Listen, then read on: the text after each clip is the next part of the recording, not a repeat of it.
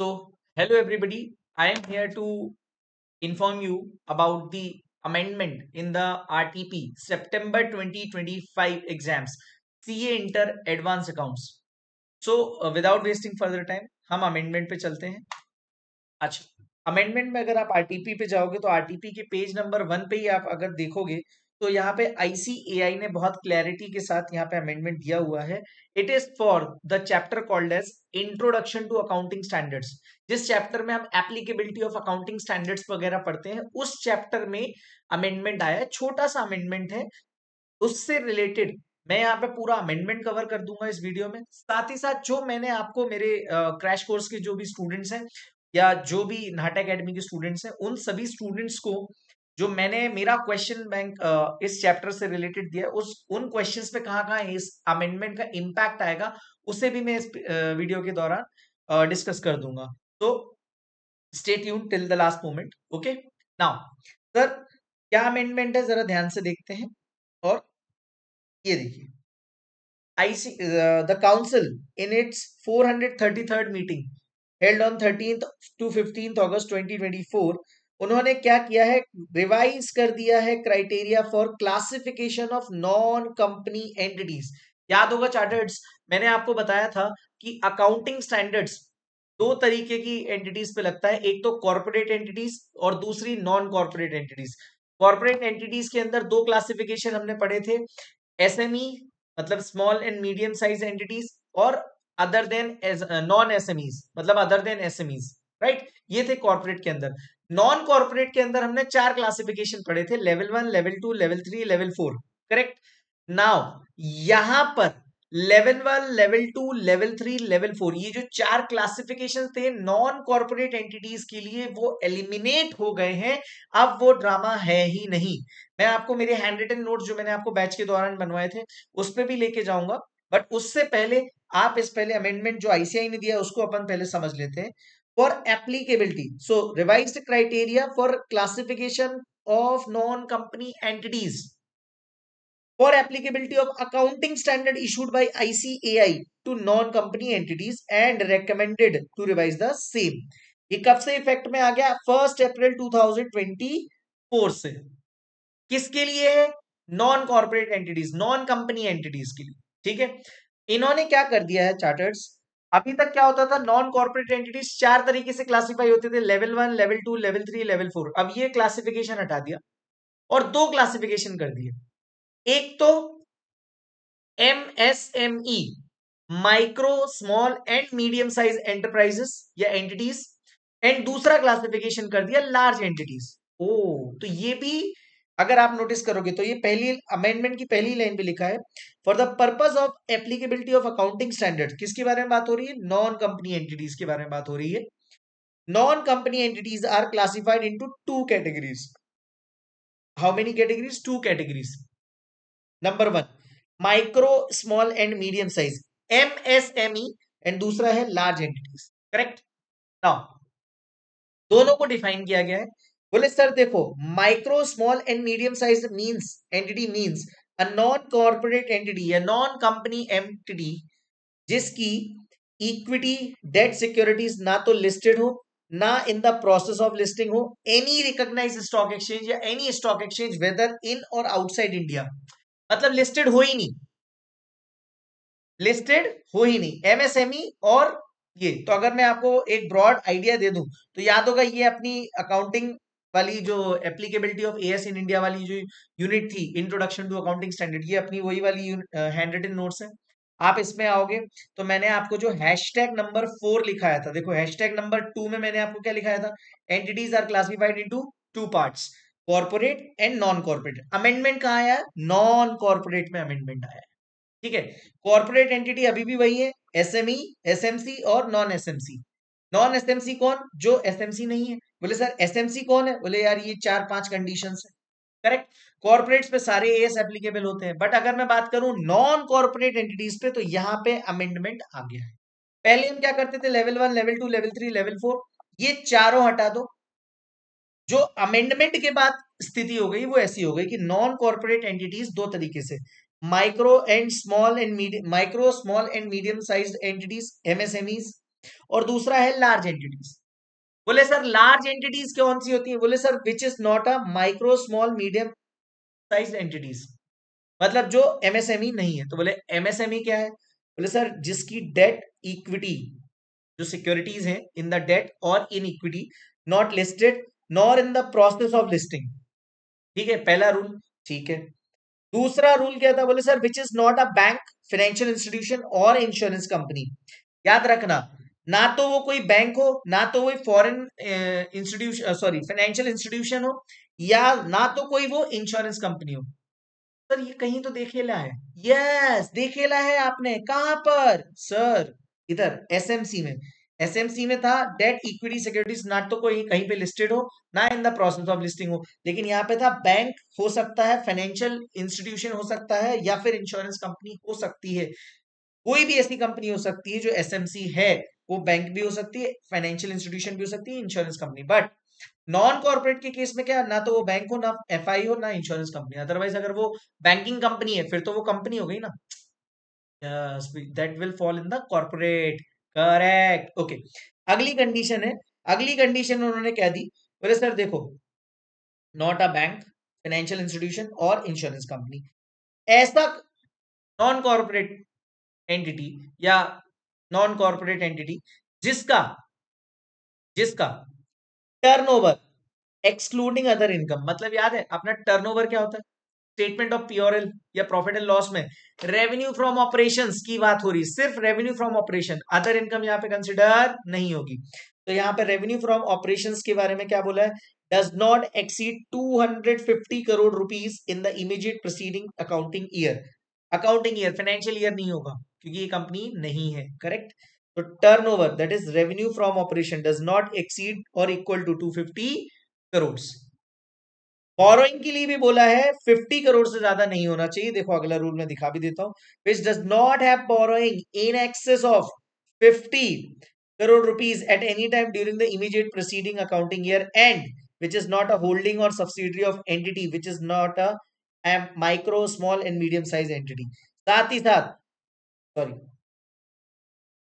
साथ ही साथ उन्होंने इसमें क्या बोल दिया? उन्होंने क्या बोला? विच is not a holding subsidiary, subsidiary, subsidiary में सही से लिख देता हूं, of any MSME, medium micro small and medium size entities. Correct. अब यहां पे समझना कि ये तो, ये कौन हो गई? बोले सर ये हो गई micro small and medium size entities. बोले sir other than this is large entities. Large entities जो है वो कौन है? जो एमएसएमई नहीं है। और जो एमएसएमई है वो क्या है? वो ये पांचों कंडीशन, इन सभी कंडीशंस के लास्ट में एंड लिखा है बेटा, एंड। करेक्ट। ठीक है, मतलब कोई एक नहीं, सारी कंडीशन फुलफिल करनी। ठीक है। अब मुझे एक बात बताओ, ये कंपनी, ये एंटिटीज कौन है? माइक्रो, स्मॉल, मीडियम साइज्ड है, और ये लार्ज है। लार्ज पे तो क्या होगा? सारे एएस एप्लीकेबल होंगे। यस। तो यहाँ पे अगर जो company large entity, non corporate entity है और लार्ज एंटिटी कहलाएगी, तो ऑल एएस आर एप्लीकेबल। ठीक है, अमेंडमेंट के हिसाब से। और जो एमएसएमई है उसमें कुछ एग्जाम्पशंस हैं। सर एग्जाम्पशंस क्या है? एग्जाम्पशन दो तरीके से, एक है फुल एग्जाम्पशन। फुल एग्जाम्पशन मतलब कुछ अकाउंटिंग स्टैंडर्ड बिल्कुल भी नहीं लगेंगे, जैसे कि sir accounting standard number 3, accounting standard number 17, 20, 24, 3 cash flow statement, 17 segment reporting, 20 earning per share, 24 discontinued operation. ये चार एएस कंप्लीटली नॉट एप्लीकेबल है ना, एग्जाम्पशन है। नॉट एप्लीकेबल मतलब एग्जाम्पशन मिल गई आपको। ठीक है, यहाँ पे एग्जाम्प्ट है, आप चाहो तो इसको फॉलो कर सकते हो बट जरूरी नहीं है। As 18 related parties and 28 impairment, ये दोनों एएस में भी आपको फुल एग्जाम्पशन मिल जाएगी। फुल एग्जाम्पशन मिल जाएगी अगर आपका टर्नओवर 50 करोड़ से ज्यादा नहीं है और बोरोइंग भी 10 करोड़ से ज्यादा नहीं है। 50 करोड़ से ज्यादा टर्नओवर, 50 करोड़ या 50 करोड़ से ज्यादा टर्नओवर नहीं है, और बोरोइंग्स भी 10 करोड़ या उससे ज्यादा नहीं है इन इमीडिएट प्रीसीडिंग अकाउंटिंग ईयर, याद रखना नॉन कॉर्पोरेट के केस में। और पार्शियल एग्जम्पशन भी दी हुई है सर, पार्शियल एग्जम्पशन मतलब कुछ part of the accounting standard नहीं एप्लीकेबल है। कौन कौन से एएस से पार्शियल एग्जम्पशन है sir? AS 10 PP, AS 11 forex, AS 15 employ benefits, AS 19 leases, 22 income taxes या 26 intangible, 28 impairment and 29 provision contingent asset and liabilities. Correct. तो इन एएस से हमें क्या मिल जाएगा? हमारी नॉन कॉर्पोरेट एंटिटी को पार्शियल एग्जाम्पशन और इनसे complete exemption, full exemption. Correct. ये था छोटा सा अमेंडमेंट, आप चाहो तो इसको देख सकते हो। देखो हमने यहां तक ये पीडीएफ में अमेंडमेंट कवर किया। इसके बाद देखो इन्होंने क्या लाइन लिख दी, बोले सर देखो for the purpose of this clause non corporate entity shall qualify as MSME entity if condition mentioned are satisfy, मतलब जो ऊपर 5 कंडीशन दी है वो सेटिस्फाई होंगी तो ही हम उसे एमएसएमई बोलेंगे, अदरवाइज वो क्या हो जाएगी? Large entity. बोले लार्ज एंटिटी कौन है? Is a non corporate entity that is not a MSME. Correct. That is not a MSME, that is not a MSME. Correct. Now अब यहाँ पे ध्यान से देखना, और वो बोल रहे थे कि इसमें जहां जहां भी आपको स्मॉल एंड मीडियम एंटरप्राइज या एसएमई यूज्ड हो रहा है अकाउंटिंग स्टैंडर्ड में, उसको अब हम क्या रीड करेंगे? Micro, small and medium size entity and MSME respectively. Further the terms level 2, 3, 4 entities used in accounting standard shall be read as micro, small and medium sized entity and level 1 entity shall be read as large entity। Basically पता है इन्होंने क्या किया है? अगर आप ध्यान से नोटिस करोगे ना, तो इन्होंने क्या किया है, पहले जो ये 4 हुआ करते थे ना, 4 क्लासिफिकेशन हुआ करते थे, अब ये तो एप्लीकेबल ही नहीं है ना। तो मैंने जो आपको नोट्स में लिखवाया था ये नॉन कॉर्पोरेट एंटिटी, ये अब एग्जाम में पढ़ के मत चले जाना। ये जो मैं इस वीडियो के माध्यम से आपको दे रहा हूँ ये आप करके जाइएगा, ये लिख लीजिएगा। ये पीडीएफ मैं मेरे टेलीग्राम पे डाल दूंगा, मेरे व्हाट्सएप ग्रुप पे जिस बैच में मैंने पढ़ाया था। ठीक है। इस वीडियो की लिंक पे भी टेलीग्राम की लिंक अटैच कर दूंगा, डिस्क्रिप्शन पे लिंक अटैच कर दूंगा। ठीक है। अभी ध्यान से समझने की कोशिश करना। टेक्निकली पता क्या हुआ, जो पहले लेवल 1 हुआ करता था इसको उन्होंने क्या कर दिया है, इसको उन्होंने लार्ज एंटिटी कर दिया है। और ये लेवल 2, लेवल 3, लेवल 4 में जो जो भी आते थे इनको उन्होंने कर दिया है एमएसएमई। बस बेसिकली ये क्लासिफिकेशन कुछ इस तरीके से कर दिया गया है। ठीक है। यही चीज उन्होंने इस अमेंडमेंट में लिखने की कोशिश करी, बट हमने क्या किया, हमने तो अपना एक सिंपल ब्यूटीफुल सा चार्ट बना लिया। हैशटैग नंबर 4 जो हमारा नया वाला हैशटैग नंबर 4 है वो ये रहा। तो हमें एग्जाम के लिए कौन सा पढ़ना है? सितंबर 25, जैन 26, या उसके बाद जब भी आपका एग्जाम है सीए इंटर एडवांस अकाउंट्स का, तो आपको ये वाला क्लासिफिकेशन पढ़ के जाना है इंस्टेड जो हमने पहले पढ़ा था। करेक्ट। नाउ चार्टर्ड आगे आ जाते हैं आरटीपी में। लार्ज एंटिटीज, अब ये देखो अगली लाइन में क्या लिखा है, बोले sir large entities are required to comply in full with the accounting standard, मतलब सारे अकाउंटिंग स्टैंडर्ड्स लगेंगे। Certain exemptions or relaxations have been provided to MSME, applicability of accounting standard and exemptions related to such entities are given in annexure number 1। annexure number 1 में उन्होंने ऐसा बताया गया कि किन किन को exemptions दी गई हैं। exemption मतलब full exemption, और relaxation मतलब partial exemption, मतलब कुछ part of the AS। ऐसा नहीं है पूरा AS applicable है, लेकिन कुछ पैराग्राफ्स AS के applicable नहीं है MSME के ऊपर। ठीक है। हाँ मैंने ऑलरेडी आपको बता दिया कि कौन कौन सी एएस में पार्शियल एग्जाम्पशन है, मतलब रिलैक्सेशन जिसको एएस की लैंग्वेज में बोलेंगे, और ये है फुल एग्जाम्पशन। ये है फुल एग्जाम्पशन, ये है पार्शियल एग्जाम्पशन। इसको पार्शियल एग्जाम्पशन को पेयर कोड में बोलते हैं रिलैक्सेशंस। रिलैक्सेशन मतलब ये जो नीचे मैंने एएस दिए हुए हैं ना, अगर आपकी एंटिटी कौन सी है? नॉन कॉर्पोरेट और एमएसएमई है, तो ये एएस एप्लीकेबल तो होंगे, but but my dear friends कुछ पैराग्राफ्स इनके एप्लीकेबल नहीं होंगे। उसके लिए डिटेल में आप इसको पढ़ सकते हो, कोई दिक्कत वाली बात नहीं है, पर जितना काम की बात है उतना अपन पढ़ लेते हैं। This announcement superseded the earlier announcement of ICI applicability. Okay, जो पिछली अनाउंसमेंट जो आईसीआई की आई थी उसको ये अनाउंसमेंट सुपरसीड कर दी। ठीक है, कोई दिक्कत नहीं। This announcement is not relevant for non corporate entity which will be required to follow Ind AS. हाँ याद रखना, ऐसी कोई नॉन कॉर्पोरेट एंटिटीज हैं, ऐसी कोई नॉन कॉर्पोरेट एंटिटीज हैं जिन पे इंड एस लगता है, तो उस पे ये अनाउंसमेंट एप्लीकेबल नहीं होगी। क्यों? क्योंकि ये अनाउंसमेंट अकाउंटिंग स्टैंडर्ड्स के लिए, इंड एस के लिए नहीं है। ठीक है भाई, इसको तो हम कोई दिक्कत नहीं है, हम ज्यादा बताने की जरूरत नहीं इस पे। The changes arising from this announcement will be incorporated in the accounting standards while publishing the updated compendium of the accounting standard. ठीक है, अब ये तो काम की बातें उतनी नहीं है। एग्जाम पॉइंट ऑफ व्यू से हमारा काम यहां तक का था, और लास्ट में इन्होंने दिया था एनेक्शियर 1 में। मैंने आपको मतलब इस नोटिफिकेशन में एनेक्शियर 1 दिया हुआ है। एनेक्शियर 1 के अंदर बताया गया है कौन कौन से एमएसएमई पे, कौन कौन से एएस पे फुल एग्जाम्शन है, कंप्लीट एग्जाम्शन है, और कुछ पे रिलैक्सेशन है। वही सब जो मैंने आपको लिखा दिया है वही देखो दिया हुआ है। ये है आपका एनेक्शियर नंबर 1। एनेक्शियर नंबर 1 पे क्या बोलते हैं, बोले सर देखो ये सारे अकाउंटिंग स्टैंडर्ड्स हैं। ठीक है, तो बोले sir large non corporate entities पे सारे लग जाएंगे जितने भी ऊपर इस लिस्ट में है। ये लिस्ट है अकाउंटिंग स्टैंडर्ड्स की। एनेक्शियर 1 में ये लिस्ट है अकाउंटिंग स्टैंडर्ड्स की। ठीक है, जो आपने पढ़े हैं, ठीक है, सीए इंटर में सारे के सारे। बोले सर लार्ज नॉन कॉर्पोरेट पे, बोले सब लग जाएंगे। ठीक है, बोले सर एमएसएमई है तो उस पे एग्जाम्शन या रिलैक्सेशन के बारे में बात करें तो बोले देखो अगर मैं accounting standards not applicable in all MSME, उस पे कौन कौन सा आ गया देखो, AS3 segment reporting, EPS, discontinued operation. इसके अलावा दो और दिए उन्होंने, AS18 और AS28 इम्पेयरमेंट। ये कब, बोले सर जब 50 करोड़ या उससे ज्यादा नहीं होना चाहिए, 50 करोड़ या उससे ज्यादा टर्नओवर नहीं होना चाहिए, बोरिंग्स 10 करोड़ या उससे ज्यादा नहीं होने चाहिए, और ये होल्डिंग या सब्सिडरी ना हो किसी एवं एमएसएमई की। अच्छा, रिलैक्सेशन किस किस एएस में दिया है, बोले सर रिलैक्सेशन दिया है एमएसएमई को AS10, AS11, AS15, AS19, AS22, AS26, AS28, AS29। Correct, ये सारी बातें यहां पे दी हुई हैं, याद रखना। बाकी जितना हमने उस चैप्टर में पढ़ा था पूरा का पूरा सेम है। अब ये तो मैंने यहाँ पे अमेंडमेंट कवर कर दिया, बहुत डिटेल में कवर किया है, वैसे इतना ज्यादा अमेंडमेंट था नहीं, बट मैंने पूरा, जो बच्चे मेरे से पढ़े, मैंने पूरा उस चीज को ध्यान में रख के करवा दिया। मैंने आपको इस टाइप का एक accounting applicability of accounting standards और फ्रेमवर्क का एक क्वेश्चन PDF दिया था।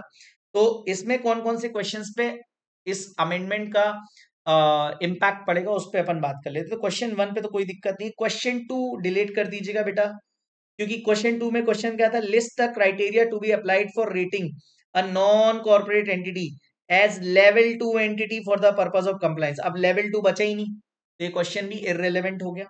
हाँ, इसकी जगह नया क्वेश्चन वो बना सकते हैं, वो क्या बोलेंगे, बोले एमएसएमई, एमएसएमई कौन सी का नॉन कॉर्पोरेट एंटिटी कहलाएगी उसके बारे में बता दो। तो वही चीज पहला, बोले सर डेट सिक्योरिटी या equity security is not listed or not in the process of listing, not a financial institution bank, और साथ ही साथ क्या, इंश्योरेंस कंपनी भी नहीं होना चाहिए। द टर्नओवर सिर्फ और सिर्फ excluding other income shall not be equal to or exceeds 250 crores in the immediate preceding accounting year। Borrowing 50 crore या उससे ज्यादा नहीं होनी चाहिए, और ना ही एबव 5-4 कंडीशंस में किसी भी एमएसएमई की होल्डिंग और सब्सिडरी होनी चाहिए, ना ही इनकी होल्डिंग सब्सिडरी को। तो ये वाला क्वेश्चन तो हट गया अपने क्वेश्चन बैंक से। थर्ड वाले की अगर मैं बात कर लूं, question number 3, Messrs x and company, ये क्या है, एक पार्टनरशिप फर्म है। पार्टनरशिप फर्म मतलब कौन हो गई, नॉन कॉर्पोरेट एंटिटी। करेक्ट, हाँ, जिसका टर्नओवर कितना है सर, टर्नओवर अगर आप नोटिस करोगे, और ये क्वेश्चन कब का है, आरटीपी नवंबर 13 में भी आया, आरटीपी नवंबर 15 में भी आया, आरटीपी मई 17 में भी आया। ये 3 जगहों पे ये क्वेश्चन आया, ध्यान से। सर 1.25 करोड़ का एक्सक्लूडिंग अदर इनकम, ठीक है, मतलब ये टोटल टर्नओवर कितना है 1.25। क्या ये ज्यादा है क्या 250 करोड़ से, नो सर। बोरिंग्स 0.95 करोड़ है in the previous year. Previous year मतलब बोरिंग्स कितने करोड़ की होनी चाहिए, 50 करोड़ से ज्यादा नहीं होनी चाहिए, लिमिट में है। Okay, it wants to avail the exemption available in the application of accounting standards to non-corporate entities for the year ended 31st March 2016, advise the management of Messrs X and Company in respect of the exemption in provision of AS as per the directive issued by ICAI। अब याद रखना इसका ये वाला जो answer है ये किसी काम का नहीं है, ये वाला आंसर भी किसी काम का नहीं था क्वेश्चन 2 में। थर्ड वाले का भी कोई काम का नहीं है, क्यों, क्योंकि थर्ड के हिसाब से तो यहाँ पे क्लासिफिकेशन लेवल 1, लेवल 2 और लेवल 3 वाला जो पुराना वाला होता था, है ना। तो यहाँ पे इस क्वेश्चन का आंसर तो लेवल 2 हो रहा था as per old applicability, but new applicability के हिसाब से ये क्या हो जाएगी, एमएसएमई। और एमएसएमई पे क्या क्या था, बोले सर AS3, है ना, AS3 वगैरह 17, 20, है ना, 18 एंड 28, है ना, ये पूरा का पूरा जो अपन ने अभी देखा ये वाला N24, ये कंप्लीट एग्जाम्पशन और रिलैक्सेशन AS10, 11, 15, 19, 22, 26, 28, 29 पे मिल जाएगा। Am I clear? यस और नो? एक मिनट, क्वेश्चन बैंक कहाँ गया? 24, ये तो कंप्लीट एग्जाम्पशन मिल जाएगी और रिलैक्सेशन किससे मिलेगा? बोले सर AS10, 11, 15, 19, 22, 26, है ना, 28 एंड 29, करेक्ट। ठीक है, ये मेरा एग्जाम्पशन यहाँ पे हो जाएगा और ये क्या कहलाएगी? MSME कहलाएगी। करेक्ट। अब इसका आंसर पूरा बदल गया। इस क्वेश्चन नंबर 3 पे इंपैक्ट आएगा तो मैं इसको से स्टार मार्क कर देता हूँ। 3 और 2 तो डिलीट ही कर दिया, तो मैंने क्रॉस कर दिया। ठीक है, नाउ क्वेश्चन नंबर 4, ये तो क्लासिफिकेशन है कि पहले SMC थी, कोई कंपनी पे है, कंपनी मतलब कॉर्पोरेट एंटिटीज, तो इस पे अमेंडमेंट का कोई इंपैक्ट नहीं आएगा, ये तो एज इट इज रहेगा। ठीक है, अगेन क्वेश्चन नंबर 5 कंपनी पे है, तो अगेन इस पे कोई भी इंपैक्ट नहीं आएगा। ठीक है, इंपैक्ट कोई भी नहीं आएगा, क्योंकि क्वेश्चन नंबर 5 किस पे? कंपनी, कॉर्पोरेट एंटिटीज पे, और हमारा अमेंडमेंट कहाँ है? नॉन कॉर्पोरेट, तो उस पर मेरे को डिस्कस करना था। राइट, अच्छा चलो, क्वेश्चन नंबर 6, इसमें नवंबर 18 अकाउंटिंग स्टैंडर्ड के बेनिफिट्स पूछे हैं। ठीक है, कोई दिक्कत नहीं। 7 कोई दिक्कत नहीं। 8 अगेन कोई दिक्कत नहीं। 9 में भी कोई दिक्कत नहीं। 10 कैंसिल कर देना भैया, 10 कैंसिल कर दो। 10 क्यों कैंसिल कर दो? क्वेश्चन क्या है? List out the criteria. ये कब का क्वेश्चन है? नवंबर 2017 आईपीसीसी की एग्जाम का क्वेश्चन है, 4 मार्क्स का। List out the criteria laid down for classification of non corporate entities to bring them under level 1। भैया लेवल 1 अब बचा ही नहीं कुछ भी। हाँ, वो ज्यादा से ज्यादा आपसे पूछ सकते हैं MSME की एप्लीकेबिलिटी, और अदर देन MSME कौन सा बचा? लार्ज एंटिटीज, तो लार्ज एंटिटीज हो जाएगा। करेक्ट।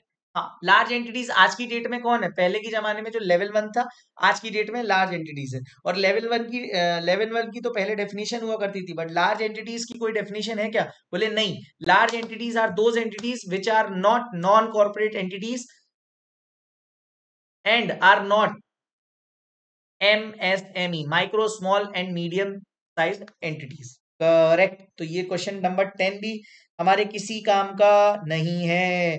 क्वेश्चन नंबर 11 में 18, वैसे इस पे कोई इंपैक्ट नहीं आएगा, क्योंकि ये फ्रेमवर्क, कंसेप्चुअल फ्रेमवर्क का क्वेश्चन है, फाइनेंशियल कैपिटल मेंटेनेंस वगैरह का। तो ये मेरा, मैंने आपको जो क्वेश्चंस दिए थे उसका भी पूरा डिस्कशन यहाँ पे खत्म हुआ। अब आपको मैंने देखो सारे यूट्यूब के पे रिवीजन भी दे दिए हैं, जो भी आपने मांगे थे, है ना, सारे क्वेश्चंस के क्वेश्चन बैंक भी दे दिए हैं विद सॉल्यूशन अपडेटेड। मैंने व्हाट्सएप ग्रुप पे आपको मॉक टेस्ट भी शेयर कर दिए हैं। ठीक है, आपको मैंने रिविजन्स के अलावा सारे हैंड रिटन नोट्स भी शेयर कर दिए, सारे क्वेश्चंस भी करवा दिए, बता दिए, सारे क्वेश्चंस की रेफरेंसिंग भी दे दी, और कौन सा क्वेश्चन करना है वो भी दे दिया। अब बस मेरी तरफ से मस्ट डू क्वेश्चंस पेंडिंग है, तो मेरे टेलीग्राम पे अपडेटेड रहिए।